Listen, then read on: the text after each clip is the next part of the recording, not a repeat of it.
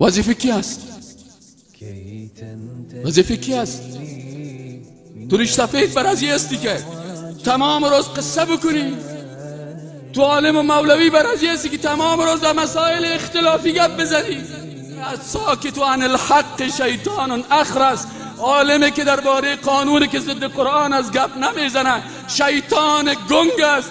تو عالم باید گپ بزنی، تو عالم باید صدایت بلند کنی، تو عالم باید تیغ بزنی، تو ریش سفید باید حرکت کنی، تو جوان باید حرکت کنی و با صدای بلند بگویی که مرگ به امریکا، مرگ به اسرائیل، مرگ به ناتو، مرگ به طرفدارای امریکا، مرگ به کسایی که تو قانونا را می سازن، مرگ به او عضو پارلمانی که از این قانون دفاع میکنه، مرگ به او عالمی که با لنگی پیغمبری از قانون کفر دفاع میکنه.